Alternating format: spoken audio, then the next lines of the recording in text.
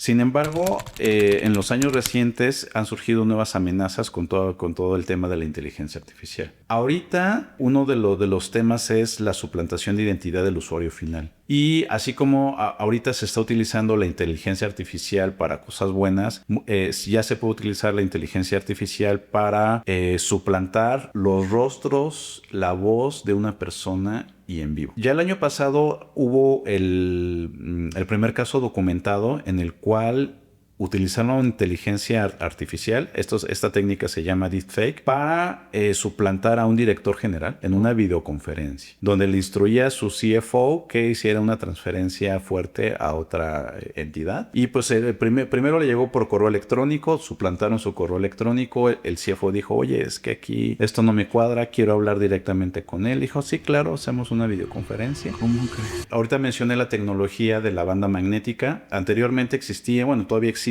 unos dispositivos que se llaman skimmers, que si tú pasabas tu tarjeta con esa banda magnética podían extraer esa información y leerla. Toca un tema interesante. A ver, primero que todo, la tecnología ya está, no hay de vuelta. Se tiene que utilizar y tenemos que aprender a utilizarla bien. El corazón de las inteligencias artificiales son modelos matemáticos, son algoritmos. Entonces, en este sentido, ¿cómo funciona la inteligencia artificial? Es que tú tienes un algoritmo y lo tienes que alimentar, o sea, la inteligencia, o sea, lo tienes que alimentar con datos de entrenamiento. Digamos que ese algoritmo procesa esos datos de entrenamiento y te va a arrojar una salida, ¿de acuerdo? Sin embargo, una de las cosas bien importantes es que toda inteligencia artificial depende de esas dos cosas, de su algoritmo y de esos datos, esos insumos de información.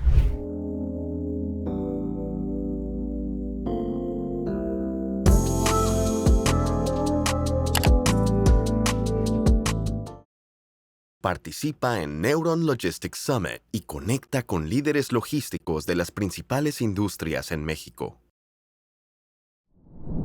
Sean ustedes bienvenidos a una nueva edición de Neuron Security Talks, un espacio donde conversamos con los líderes que están redefiniendo la industria de la seguridad en México y América Latina.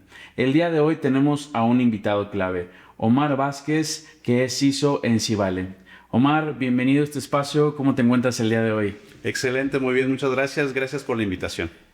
No, pues muchas gracias a ti por asistir. Ya estuvimos ahí platicando un poquito detrás de cámaras, pero antes de seguir con los temas que ya estábamos abordando tan interesantes, Omar, me gustaría empezar desde el origen.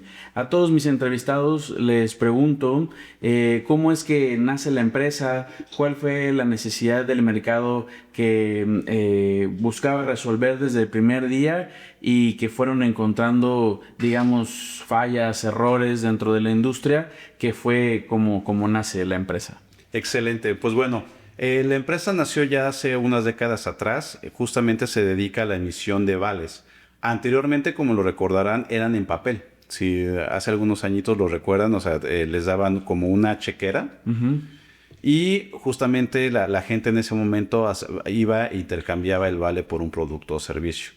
Sin embargo, a través de los años la tecnología nos alcanzó y ya ahorita ya todo es a través de medios digitales, a través de ya ahorita ya lo que te entregan es una tarjeta, tipo una tarjeta de débito. Okay, que es una tarjeta de medios de pago, así es como se utiliza. Y también ya se tienen varios servicios digitales a través de la aplicación. Entonces, los más jóvenes que nos están escuchando, les resultaría inimaginable, no sé, hace muchos años no tenías tu smartphone, no tenías tus cuentas digitalizadas, era a través de papel, y pues esto surgió. Y desde que se inventó el papel moneda, el cheque, el vale, siempre ha habido intentos de falsificación, de fraude, etcétera, y eso ha sido, creo que nació a la par de cuando se creó. Justamente yo, como experto en seguridad de la información, la seguridad de la información protege la información en todas sus formas, y ya cuando migramos al mundo digital, pues ya hablamos de seguridad informática y de ciberseguridad, que justamente es lo que tenemos ahorita, que es cuando ya nuestros medios de pago están expuestos a través de medios digitales. Omar, y cuéntame un poquito cómo ha evolucionado Sivale en la industria en México. Como bien dices tú, pues antes eran los vales de papel, ahora ya son vales con tarjeta, con NIP, con chip, todo esto como si fuera de banco. Pero cuéntame un poquito más cuál ha sido la evolución en cuanto a tecnología, en cuanto a desarrollo de la empresa. Excelente pregunta. Mira, pues normalmente los usuarios pues ven justamente la tarjeta de medios de pago, pero hay bastante trabajo atrás. Por un lado está toda la parte de la infraestructura de tecnología, de comunicaciones, servidores, aplicativos. Pero también hay todo hay un esfuerzo por aumentar justamente la seguridad de esas tarjetas de pago. También si lo recordamos, antes cuando iniciaron las tarjetas de medios de pagos eran a través de una banda magnética, si lo recuerdan. Entonces, incluso podemos recordar que antes, cuando íbamos incluso a un cajero, se abría y se pasaba la banda magnética, ¿no? Pues en esa banda magnética estaban los datos del nombre, el número de la tarjeta de pago, etcétera. Y actualmente ya la tecnología es a través de tarjetas con un chip. Ok. Ya ese chip lo que hace es que cifra toda esa información que antes estaba justamente en esa banda magnética. Y ha habido toda una evolución en todos los dispositivos y en todas las formas para la lectura y el tratamiento seguro de la información. También a la par hace unos años surgió un consorcio mundial que es el PCI, que ese regula justamente toda la parte de seguridad de las tarjetas de medios de pago. Entonces están agremiados todas las emisoras de la tarjeta, Visa, Mastercard, y ellos se unieron y justamente, oye, tenemos que acordar los estándares de seguridad que van a tener justamente estas tarjetas. Y de hecho ahorita ya recientemente el año pasado ya van en la versión 4.0 de ese estándar. Ha habido una evolución justamente para crecer la seguridad que se le da a las tarjetas. Como lo menciono, a la par de la evolución de la tecnología, pues los atacantes también han ido evolucionando. Ahorita mencioné la tecnología de la banda magnética. Anteriormente existía, bueno, todavía existen unos dispositivos que se llaman skimmers, que si tú pasabas tu tarjeta con esa banda magnética podían extraer esa información y leerla. Y incluso los ponían en los cajeros o los ponían incluso en las entradas de los cajeros y ya leías si estabas entregando tus datos, ¿no? Actualmente, con la evolución de esta tecnología se hace aumentar el esfuerzo que invierten estas personas para extraer esa información. Sin embargo, en los últimos años ha habido un incremento sustancial en la parte de la ingeniería social. ¿Okay? A través del robo de credenciales, suplantación de identidad, y también han ido sofisticando cada mes sus formas de ataque. Y Omar, esto es el presente, ¿no? Todo lo que comentas es el presente. Ahora, hacia un futuro, ¿cómo van a evolucionar estas tecnologías? Sabemos que hoy en día ya están los sensores en las tarjetas, el pago con el celular, todo esto. ¿Crees que en una empresa como Sivale esto se va a empezar a implementar a futuro? Ya no diría futuro, en el presente estamos trabajando en varios proyectos para justamente fortalecer esa seguridad. Atrás, bueno, digamos que hay unos dispositivos que se llaman HCMs, que son ocupados para cifrar toda la información de las tarjetas, de esa información sensible. Y ahorita se está trabajando en la evolución de nuevos estándares para que ya tengamos un intercambio dinámico de llaves criptográficas con otras entidades, con los emisores, con las tarjetas, etcétera. Y para que, digamos que en 24 horas haya un cambio dinámico de ese intercambio de llaves. Eso es lo que nosotros estamos implementando en este momento para fortalecer la seguridad de las tarjetas. Sin embargo, en los años recientes han surgido nuevas amenazas con todo el tema de la inteligencia artificial. Ahorita, uno de los temas es la suplantación de identidad del usuario final. Y así como ahorita se está utilizando la inteligencia artificial para cosas buenas, ya se puede utilizar la inteligencia artificial para suplantar los rostros, la voz de una persona y en vivo.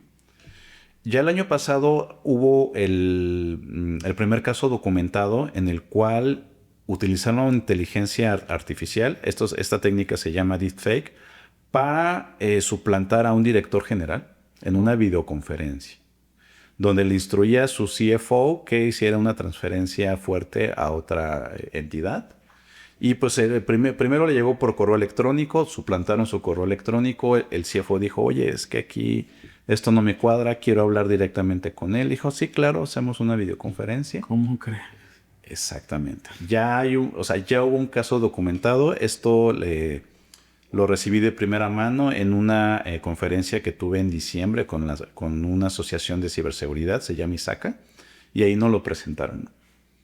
Entonces, ahorita también pues se está utilizando mucha inteligencia artificial en la parte de seguridad para automatizar muchas alertas, gestión de eventos, etcétera. Pero esta nueva tecnología pues ha sido todo un reto, ¿no? Entonces, ahorita nosotros tenemos controles, no sé, o sea, de que el cliente nos contacta por llamada, nosotros mandamos un token, etcétera. Pero incluso los atacantes conocen esos flujos. Uh-huh. Y esos flujos de varias entidades financieras ya tienen ese proceso, o sea, ya lo tienen estudiado y, o sea, la sofisticación cada vez es mayor. Y pues bueno, cada vez nos enfrentamos a más riesgos, así como crece la tecnología. Tocaste un tema muy importante, muy amplio, Mark, que es la inteligencia artificial. Creo que en todas las entrevistas que he hecho siempre sale al tema la inteligencia artificial y me gusta saber el punto de vista de cada CISO, de cada CTO sobre este tema. En cuanto a inteligencia artificial, comentas ya varios ejemplos que se pueden usar para el mal. Pero también me gustaría saber para el bien común, cómo se puede usar la inteligencia artificial en una empresa como Civale. Digo, tu trayectoria ya es muy larga y también me gustaría saber qué piensas sobre el contacto impersonal o personal. En este caso dices que ustedes todavía tienen este acercamiento a llamada, pero sabemos que muchas empresas ya están usando inteligencia artificial para atenderte. ¿Tú qué opinas sobre este tema? Mira, tocas un tema interesante. A ver, primero que todo, la tecnología ya está, no hay de vuelta, se tiene que utilizar y tenemos que aprender a utilizarla bien, ¿ok? La inteligencia artificial nos sirve ahorita para automatizar muchos procesos repetitivos y nos tiene que dar justamente esa oportunidad para ocupar ese tiempo que nos está ahorrando la inteligencia artificial para tomar decisiones estratégicas, para entregar valor. Mucha gente ha dicho, oye, de hecho se ha especulado mucho de que va a sustituir muchos trabajos, ¿ok? Eso hasta cierto punto es cierto. O sea, imaginemos, no sé, la revolución industrial de hace unos siglos, ¿no? Entonces decían, o sea, que te dio una planta llena de obreros y decían, no, es que voy a poner una máquina y voy a sustituir a todos los obreros de aquí. Pero instalas la máquina y necesitas quien le dé mantenimiento a la máquina, quién le da insumos, quién la opere, quién la repare, quién le dé mantenimiento, quién la limpie, etcétera. Y entonces, en efecto, desplazó, digamos que tareas repetitivas, o sea, tareas, y las sustituyó por otras de mayor especialidad. La inteligencia artificial está haciendo exactamente lo mismo. Está, digamos que descartando, haciendo a un lado tareas repetitivas que se pueden automatizar, pero está creando muchas actividades alrededor. Ahorita justamente ya tenemos perfiles de las personas que entrenen a la IA. Entonces ahí necesitamos roles de trabajo. Nosotros como expertos en ciberseguridad ahorita ya surgieron incluso nuevas técnicas para securizar la inteligencia artificial. ¿Cómo vas a hacer esa tokenización o esa limpieza de los datos para que no tengan información sensible? ¿Ok? ¿Cómo vas a depurar tus modelos para que no te genere, digamos que, información manipulada, falsa? Ese es otro de los temas. Entonces, sin embargo, estamos viviendo un momento clave, digamos, en la historia de la humanidad y estamos viviendo una nueva revolución industrial. Sin embargo, la tecnología va más rápido que las actuales capacidades que tenemos, ¿no? Entonces, es eso, ¿no? Es utilizar inteligentemente la inteligencia artificial, utilizarlo de manera segura. Y simplemente ahorita me viene a la mente un trend que he visto, que es que la IA genere la caricatura de uno con los datos que sabe, ¿no? Y hasta ahí, pero la gente no sabe que está exponiendo en una imagen, puedes exponer tu información sensible, el nombre de tu pareja, de tu mascota, sí, etcétera. Claro.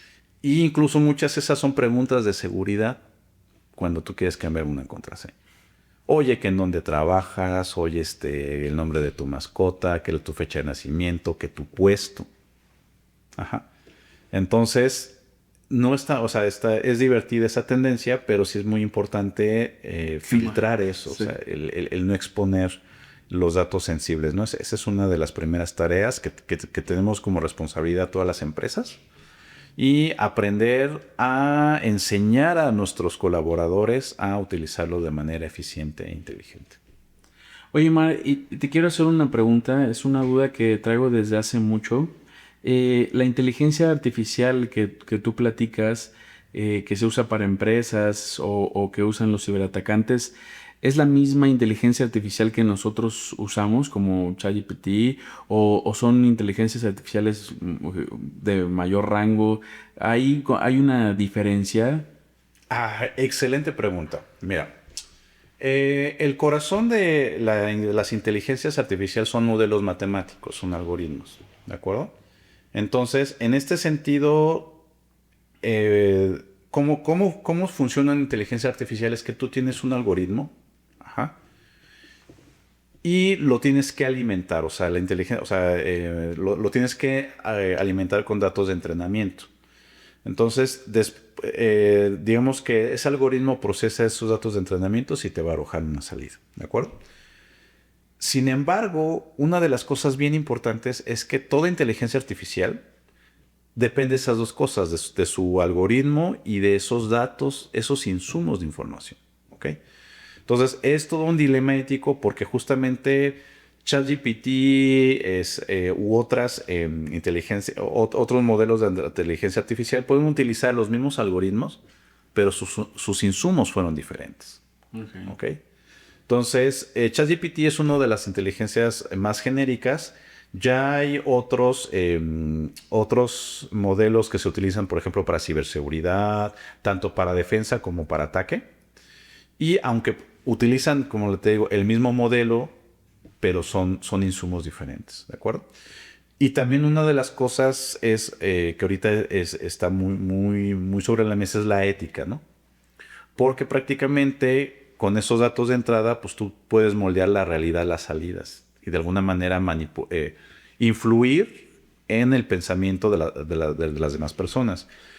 Hay una situación que tiene toda inteligencia artificial que se llaman las alucinaciones. ¿Qué son las alucinaciones? Me están solicitando una información, yo tengo parcialmente, o sea, yo no tengo la respuesta, pero con toda la información que ya tengo de insumo, como con las interacciones del usuario, lleno ese vacío y te doy una respuesta. ¿Ok? Muchas veces, digamos, en el mejor de los casos imprecisa, pero en el peor de los casos falsa. Okay. Entonces, el usuario pues obtiene una respuesta. A veces no se sabe qué porcentaje de esa respuesta es una alucinación y cuál es la respuesta verídica. Ese es uno de los grandes retos de la inteligencia artificial. Por eso es mi recomendación no utilizarla, digamos, para decisiones estratégicas, sino utilizarla para automatizar tareas repetitivas. Ese sería el uso más adecuado en este momento. Y hace rato dijiste un concepto que me retumbó un poco, que es entrenar a la inteligencia artificial. Es correcto. ¿Qué es esto? ¿Cómo se entrena la inteligencia artificial? Entiendo que es algoritmos, como ir haciendo... Algo tan simple, ¿no? Cuando tú estudiabas las tablas de multiplicar, ¿ok? Sin embargo, a ver, fíjate, tú le dices, a ver, voy a sumar 2 más 2 y me da 4, ¿ok? Sin embargo... está así determinada. Oye, si yo te doy un 2 y yo te doy un 2 y te digo súmalo, me vas a dar un 4. ¿Ok? Y después te voy a dar un 3 y me vas a dar 6. Entonces, digamos que en ese entrenamiento la inteligencia artificial empieza a aprender. Pues así. Pero ¿qué pasa si yo te digo, no, pues ahora te doy un 8 y me dices que 100?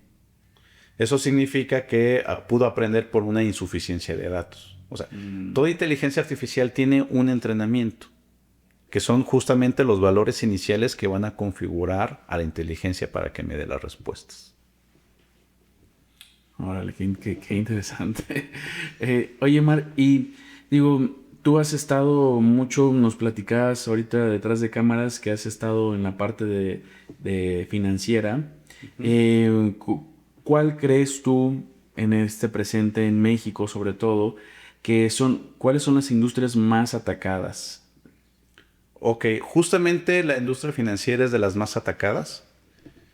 Sin embargo, es una de las industrias que mayor preparación tiene o mayor madurez tiene en la parte de ciberseguridad. En el año 2018 hubo un ataque muy relevante al sistema financiero mexicano que vulneraron 4 entidades financieras en el sistema de pagos interbancarios. ¿Okay? Ese año fue un antes y después porque marcó mucho la regulación. Entonces, primero que todo, se hizo obligatorio que todas las entidades financieras tuvieran un CISO. Segundo, fue que ese CISO, ese director de seguridad de la información, estuviera separado de tecnología. Antes de ello, en el mejor de los casos era la misma persona, el director de tecnología, que también hacía roles de seguridad de la información, o en el peor de los casos estaba subordinado, es decir, tenía al director de tecnología y el director de seguridad de la información le responde, ¿no? Entonces, eso digamos que fueron dos cambios sustanciales. Y a partir de ahí se han incorporado todas las mejores prácticas de ciberseguridad del mundo. Te puedo decir que ahorita nuestro marco normativo incluso supera regiones como Europa, por ejemplo, en cuestiones de ciberseguridad. Yo estuve trabajando en uno de los bancos más importantes de México, que era de origen español, y muchas veces traían sistemas de allá. Me decían, oye, es que cumple con la legislación europea, sí, pero no cumple con la mexicana. O sea, nosotros aquí, los estándares mexicanos, tomamos estándares de Estados Unidos, de Europa, del mundo, y aparte pues de todo lo que aprendemos de aquí, de todas las cosas que nos ha tocado vivir, y tenemos uno de los frameworks más robustos de ciberseguridad en el sistema financiero. No por eso, o justamente por ello, pues nos estamos preparando día con día. O sea, tenemos que estar al día de los últimos, de las tendencias de los nuevos ataques, etcétera. Sin embargo, yo sí veo una gran área de oportunidad en otras industrias. Por ejemplo, del sector salud, del sector energético, por ejemplo. Entonces, esto se ha dado más en Estados Unidos, que es casi aquí no en México, de que secuestran la información de datos de hospitales. ¿Ok? Y pues dicen, oye, o pagas un rescate o ya no vas a tener acceso a los historiales clínicos y todo eso, ¿no? Y sí ha habido casos en el que se paga el rescate de esa información. Entonces, en el sector financiero no ha pasado por toda la regulación. No puedes pagar, o sea, porque sería financiamiento al terrorismo y ahí tenemos otro tipo de leyes aplicables y normativas. Y que gracias a los sistemas de protección que se tienen las entidades financieras, pues tenemos varias capas y no ha llegado a esos extremos, ¿no? Sin embargo, sí ha habido filtraciones de información, sí ha habido fraude, o sea, eso es del día a día, pero pues bueno, estamos aprendiendo y reaprendiendo, y te puedo decir que en México sí somos punteros en Latinoamérica y en el mundo en la vanguardia de la seguridad informática. Y hacia allá me gustaría ir, Omar, porque quisiera saber en cuanto a regulaciones, legislaciones, todo esto que mencionamos, ¿cómo ves el panorama de México tanto en el presente y cómo va a ir hacia un futuro? ¿Crees que nos falta todavía desarrollar esta parte? ¿Crees que vamos por buen camino? ¿Vamos muy atrasados? ¿Cómo ves tú el panorama? Ay, excelente pregunta. Mira, se ha hecho bastante trabajo en años recientes. Ajá. De hecho, ya ahorita ya hay una ley nacional justamente en materia de ciberseguridad. En la parte financiera, o sea, tanto Banco de México como la Comisión Nacional Bancaria y de Valores, se han actualizado mucho en esos sentidos, ¿no? Entonces, sin embargo, siempre la legislación va a ir un pasito atrás de la tecnología. Te voy a poner un ejemplo, ¿no? El cómputo en la nube. ¿Okay? El cómputo en la nube ya surgió hace bastantes años y digamos que fue muy popularizado en otras industrias. Pero en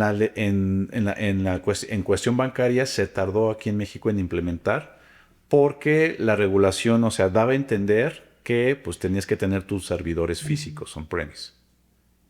¿De acuerdo? Y entonces todo ese trabajo de la adaptación legislativa y normativa para poder soportar justamente esa tecnología del cómputo en la nube, pues pasó. Pero sin embargo, siento que la adopción que ahorita tienen las entidades bancarias es un uso responsable de esa tecnología. Ahorita está pasando pues, justamente con la inteligencia artificial. En Europa ya hay una ley justamente del uso de inteligencia artificial. En México todavía no la tenemos. ¿Y de qué es la ley? Perdón. Así justamente es sobre inteligencia artificial. Ok, sí. Ajá. Que vienen muchos aspectos colaterales como la seguridad y la privacidad. Que ese es uno de las cosas, ¿no? Y bueno, pero en unas cosas hemos avanzado en México, pero en otras hemos ido para atrás. Por ejemplo, todo el esfuerzo de privacidad de datos que tenía el ahora órgano extinto del INAI, pues digamos que ahorita ese avance pues ya se perdió. Entonces, justamente, el INAI era una de las instituciones públicas que más fortalecida tenía esa parte de ciberseguridad y también habían hecho un gran avance en toda la protección de datos. Además, tenían las funciones de transparencia, pero ahorita solamente nos enfocamos a la parte de privacidad de datos. Entonces, digamos, ahorita esas responsabilidades se distribuyeron en varias entidades gubernamentales y ahorita pues no se tiene una claridad, ¿no? Entonces, en ciberseguridad avanzamos, pero en privacidad retrocedimos. Pero aún así yo me siento bastante optimista debido a la gran calidad de recurso humano que tenemos aquí en México, ¿no? Excelente. Omar, ahora para nuestra audiencia que tal vez por primera vez escucha el término de CISO, de CTO, hace rato tocaste un tema que me interesó mucho, que muchas veces se hacen las mismas funciones, ¿no? Pero ¿cuál es la diferencia desde tu punto de vista,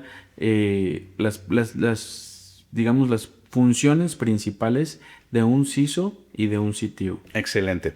Bueno, primero los términos. No, CTO es Chief Technology Officer, que es aquí traducido sería el director de sistemas o el director de TI. Y CISO es Chief Information Security Officer, que aquí en México sería director de seguridad de la información. Primero que todo es el alcance de sus responsabilidades, ¿no? Una analogía es la diferencia entre un contador y un auditor, ¿ok? Entonces, la gente de tecnología pues es el responsable de la infraestructura, de los sistemas, etcétera. Y por el otro lado, el área de CISO es responsable de la seguridad de la información de la compañía. Y como un subconjunto de ellos está la seguridad informática, es decir, toda la información que reside en los sistemas, en las bases de datos, pues tiene que ver, ¿no? Digamos que ahí es donde se juntan estas dos áreas.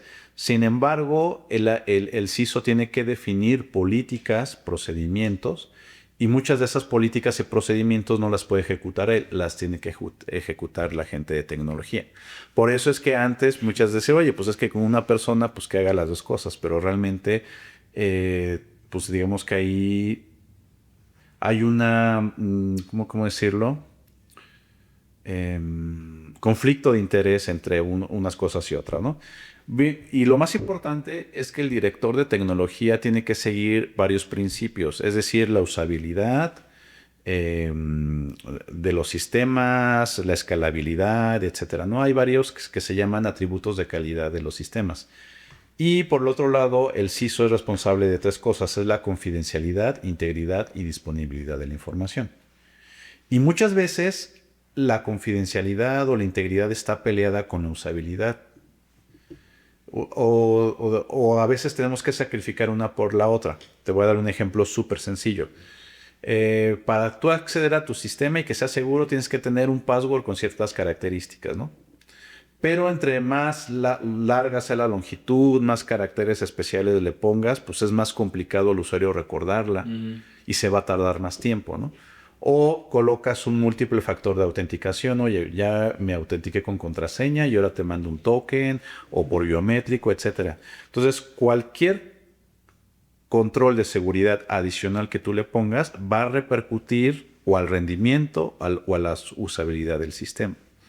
Entonces, lo que se tiene que hacer es que uno tiene que llegar a un punto óptimo entre usabilidad y seguridad. ¿Ok? Entonces, y para ello, pues tú necesitas, por un lado, un CISO que defienda la parte de seguridad y necesitas un CTO que defienda justamente la usabilidad y la escalabilidad de tu sistema, ¿no? Y se tiene que llegar a tener un acuerdo para, pues, tener el mejor producto.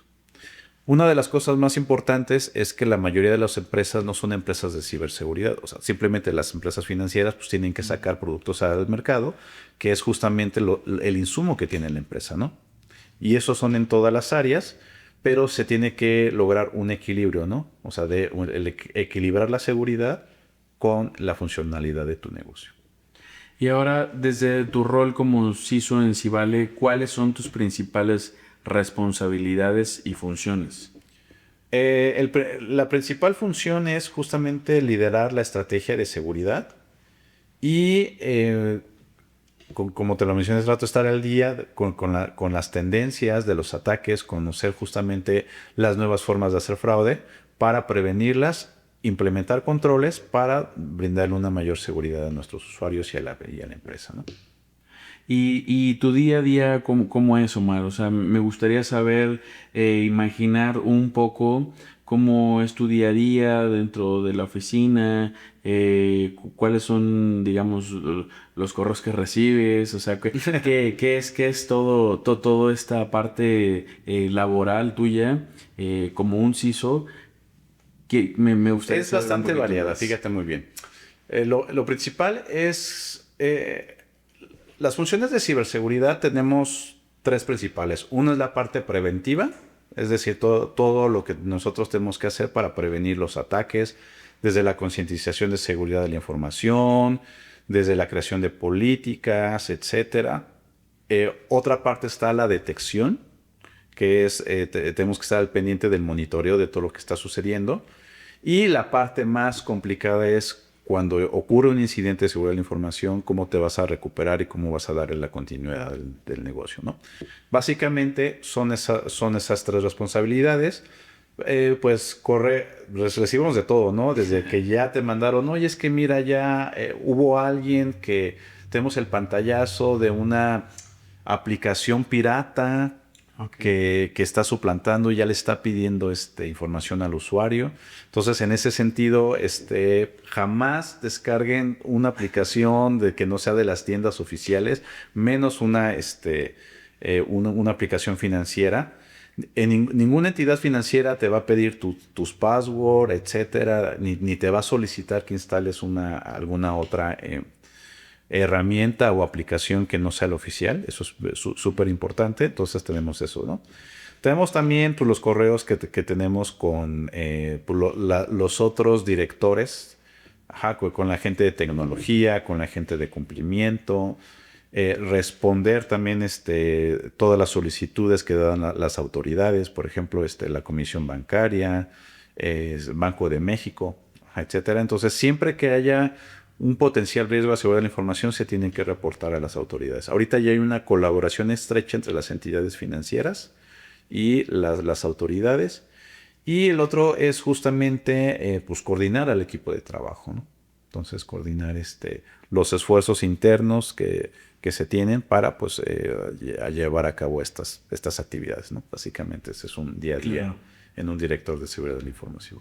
Ahora, te pregunto esto, Mar, porque creo que un tema muy recurrente en el mundo de los CISOs es que hay una escasez de talento, ¿no?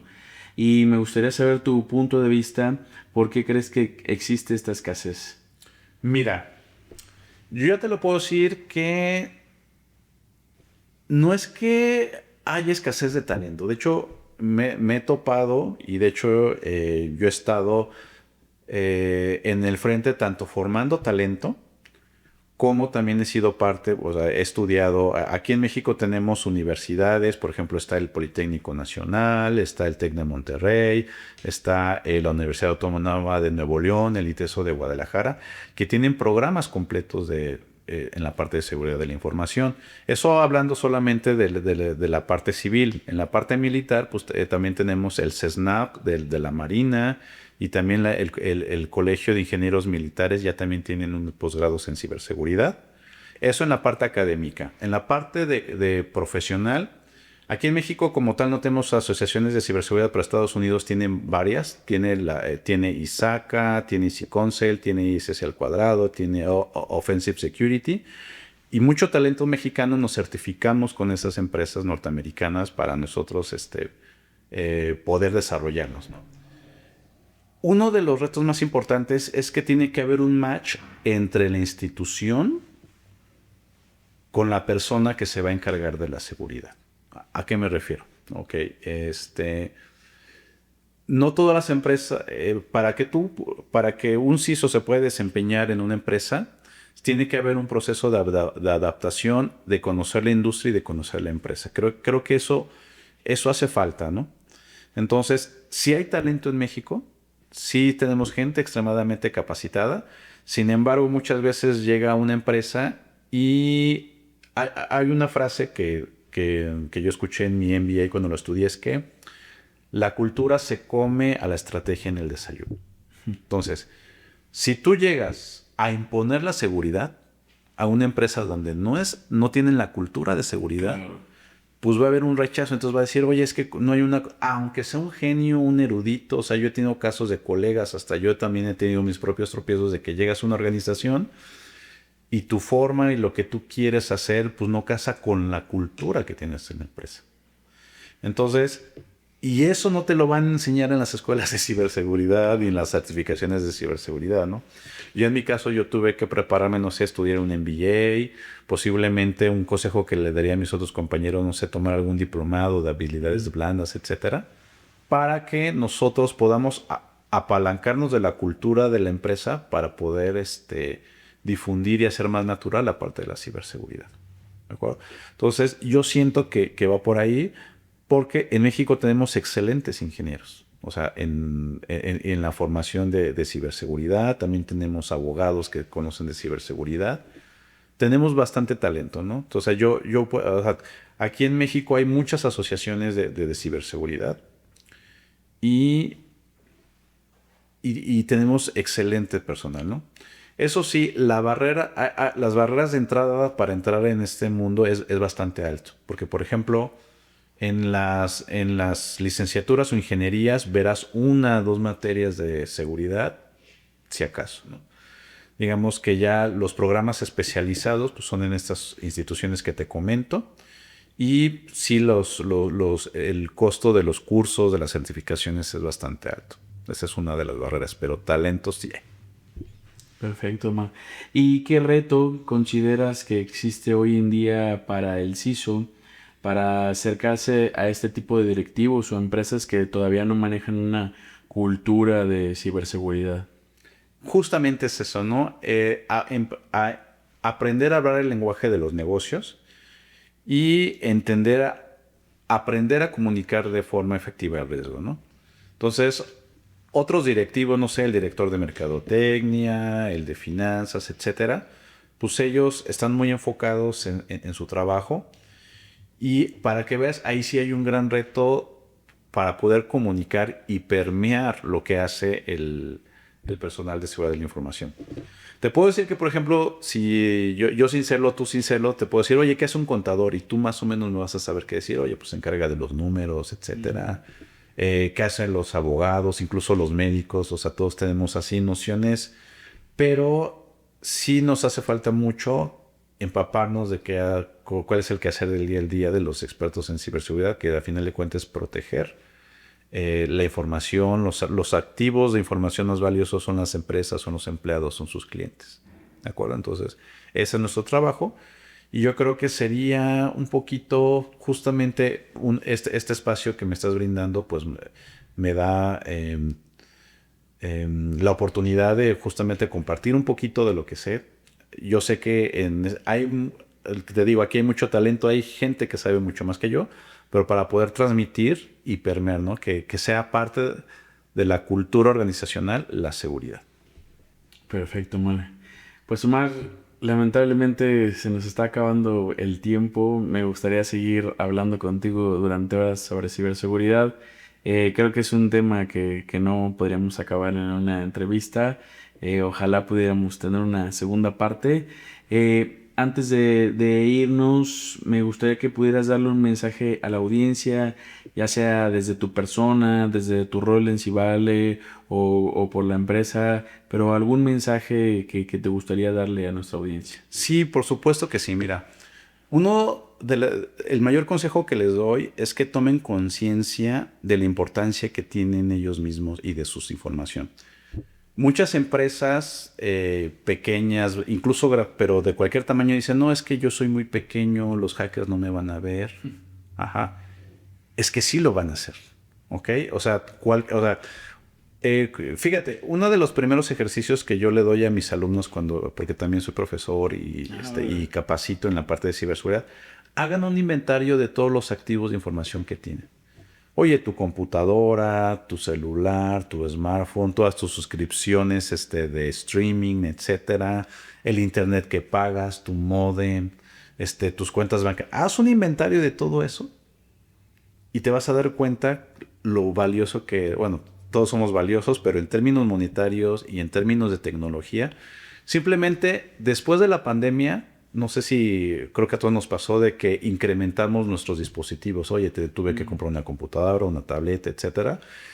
Y incrementó el número de dispositivos, pero también incrementó lo que se llama la superficie de ataque. Es decir, fue una fiesta para los hackers decir, bueno, ahora tengo más por dónde entrar. Ajá. Si antes tenía una laptop, ahora tengo dos, y tengo mi tableta, y tengo mi smartphone, y tengo ya tengo más por dónde entrar. Entonces, ¿qué les diría a tu audiencia? De que son importantes, su información importa. ¿Ok? Y con esa conciencia tenemos que aprender a proteger eso valioso para nosotros, que es nuestra información. Algo tan sencillo, o sea, si tú, digamos, pierdes tu celular, lo primero que piensas no es cuánto me costó, igual y sí, pero lo primero dices, oye, es que mis fotos, oye, es que ahí tenía mi bancaria, oye, es que ahí tenía tal cosa, ¿no? Entonces, esa información que es valiosa para nosotros, pues también es valiosa para los atacantes y esa es justamente la que tenemos que cuidar. Muchas gracias. No, pues muchas gracias a ti, Omar, y ya sabes, espero que podamos tener una segunda parte de esta entrevista. Sin duda, me gustaría mucho. Muchísimas gracias. A ti. Participa en Neuron Logistics Summit y conecta con líderes logísticos de las principales industrias en México.